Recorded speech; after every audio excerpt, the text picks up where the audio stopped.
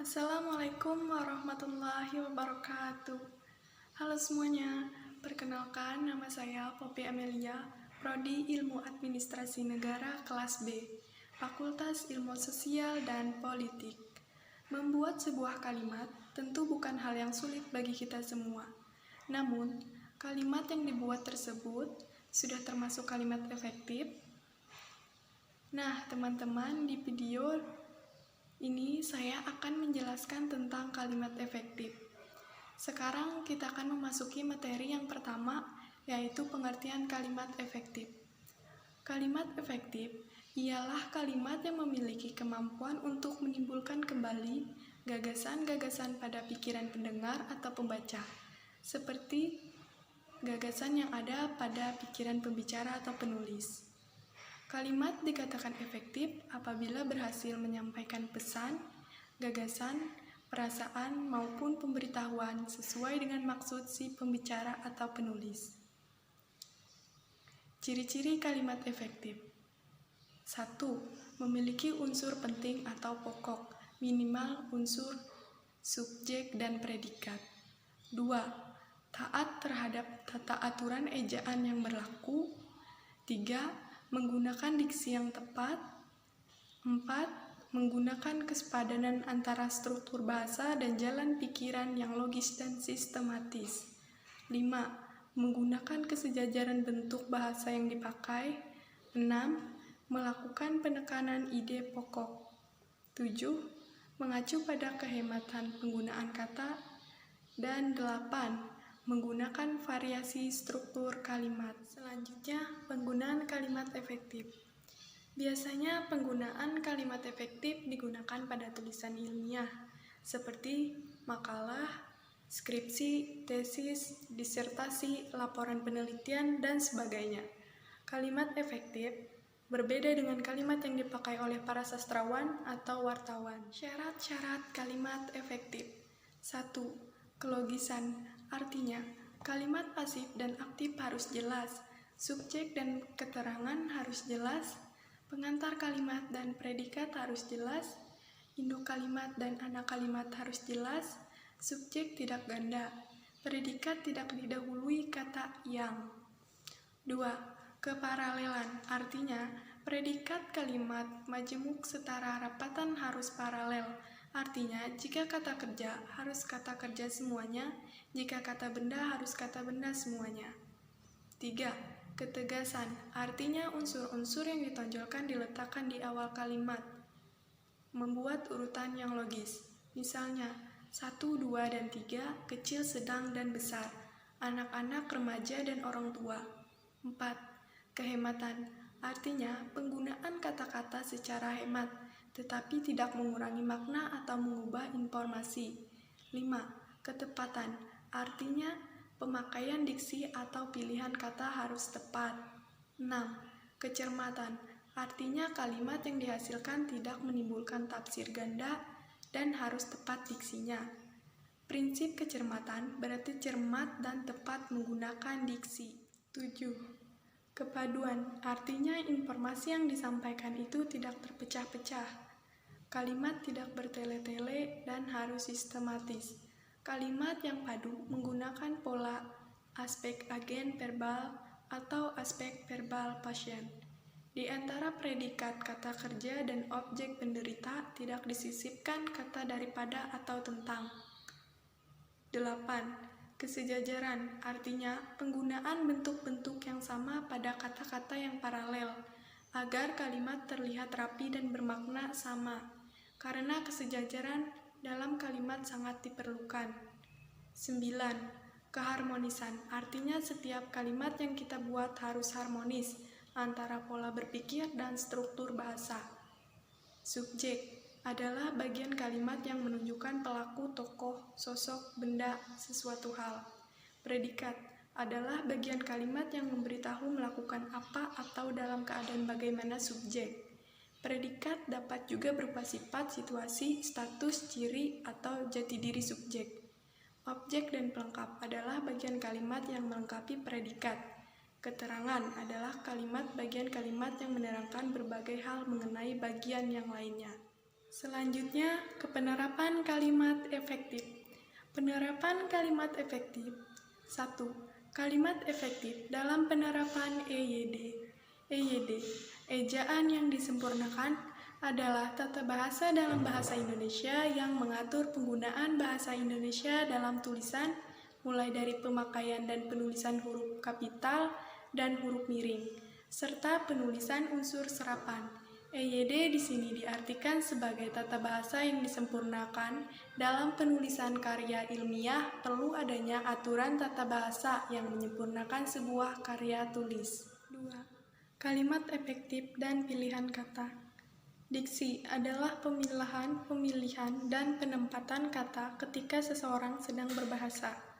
Kata-kata yang digunakan dalam tulisan dipilih untuk menyampaikan informasi. Kata bersinonim adalah kata yang bentuknya berbeda namun maknanya serupa. Dalam membangun kalimat efektif, harus digunakan kata yang tepat. 3. Kalimat efektif dan kesepadanan serta kesatuan. Kalimat yang lengkap dapat terdiri atas unsur-unsur kalimat yang meliputi subjek, predikat, objek, keterangan, dan pelengkap. Kesepadanan ialah hubungan timbal balik antara subjek dan predikat, antara predikat dan objek, serta dengan keterangan atau pelengkap. Kesatuan adalah bahwa setiap kalimat harus mengandung satu ide pokok atau kesatuan pikiran. 4. Kalimat efektif dan kesejajaran bentuk. Yang dimaksud dengan kesejajaran di dalam penyusunan kalimat efektif adalah penggunaan bentuk-bentuk bahasa yang sama atau konstruksi bahasa yang sama dan dipakai dalam susunan serial. Perasa disejajarkan dengan prasa. Demikian juga kata benda, kata kerja, dan kata sifat disejajarkan dengan kata benda, kata kerja, atau kata sifat. 5. Kalimat efektif dan penekanan ide pokok. A. Posisi kata dalam kalimat. B. Urutan logis. C. Pengulangan kata. 6. Kalimat efektif dan penghematan kata. A. Pengulangan unsur kalimat. B. Penggunaan hiponimi. 7. Kalimat efektif dan variasi struktur. 1. Penempatan unsur-unsur kalimat. A. Variasi panjang pendek kalimat. Kalimat yang pendek belum tentu mencerminkan kalimat yang baik atau efektif. Kalimat yang panjang pun belum tentu selalu rumit dan tidak efektif, karena yang akan diungkapkan cukup banyak dan perlu rinci, dapat lebih efektif. Dalam suatu tulisan, keduanya dapat dipadukan untuk menghindari kejenuhan pembaca. B. Pemilihan jenis kalimat. Variasi kalimat dapat dilakukan juga dengan memanfaatkan berbagai jenis kalimat yang ada. Ada 3 macam jenis kalimat ditinjau: kalimat berita, tanya, dan kalimat perintah. Dengan variasi kalimat berita, kalimat tanya, dan kalimat perintah akan menyegarkan tulisan. C. Pemilihan bentuk aktif dan pasif. Kalimat aktif apabila subjeknya melakukan suatu perbuatan. Umumnya, predikat kalimat aktif berupa kata kerja yang berawalan me, ber, dan ada pula yang tidak menggunakan awalan. Kalimat pasif apabila subjek kalimat tersebut tidak berperan sebagai pelaku, tetapi sebagai sasaran perbuatan yang dinyatakan oleh predikat. Karya ilmiah umumnya cenderung menggunakan kalimat pasif untuk lebih menunjukkan hasil dari suatu perbuatan daripada pelakunya. Kalimat pasif dapat berciri predikatnya menggunakan imbuhan di dan imbuhan ter. Iya teman-teman, sampai di sini video penjelasan saya tentang kalimat efektif. Kurang dan lebihnya saya mohon maaf. Wabillahi taufiq wal hidayah. Wassalamualaikum warahmatullahi wabarakatuh. Dadah.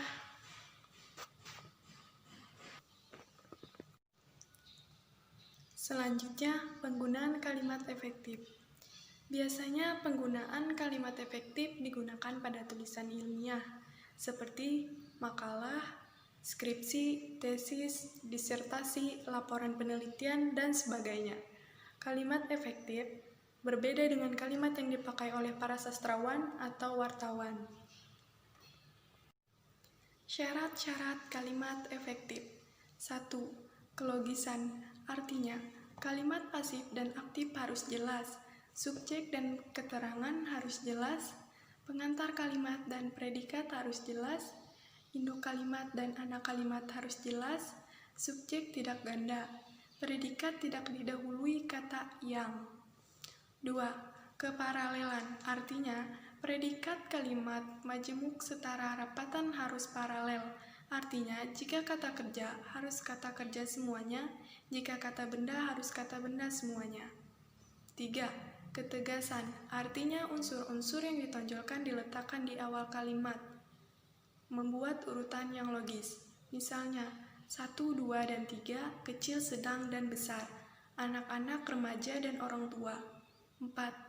Kehematan, artinya penggunaan kata-kata secara hemat, tetapi tidak mengurangi makna atau mengubah informasi. 5. Ketepatan, artinya pemakaian diksi atau pilihan kata harus tepat. 6. Kecermatan, artinya kalimat yang dihasilkan tidak menimbulkan tafsir ganda dan harus tepat diksinya. Prinsip kecermatan berarti cermat dan tepat menggunakan diksi.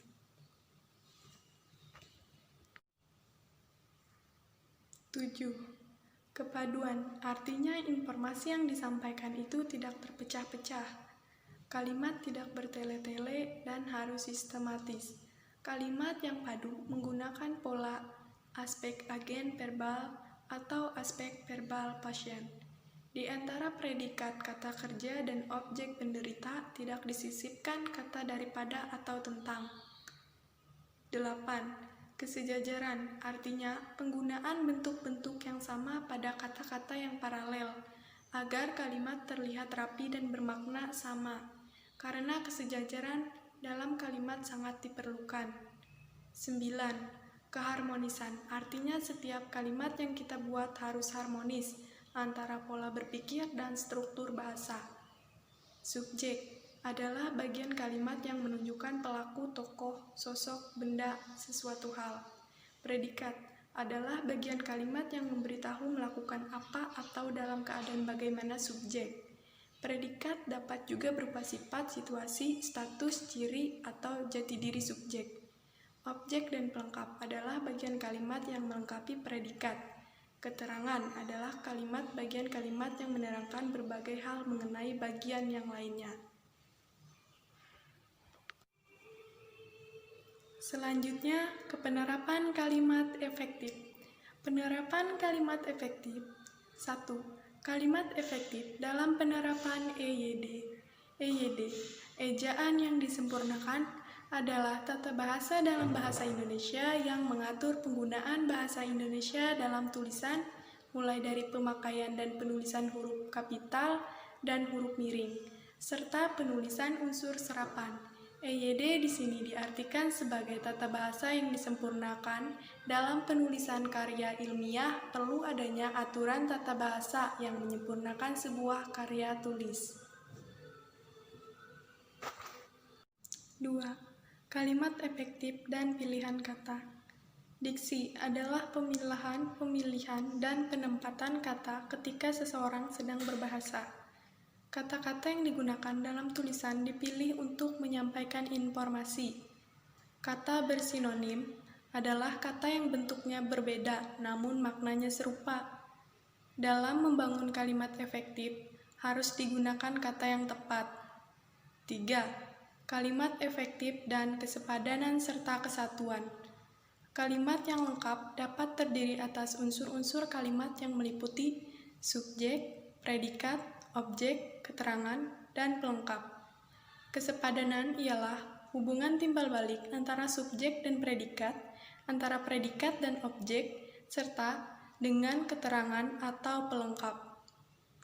Kesatuan adalah bahwa setiap kalimat harus mengandung satu ide pokok atau kesatuan pikiran.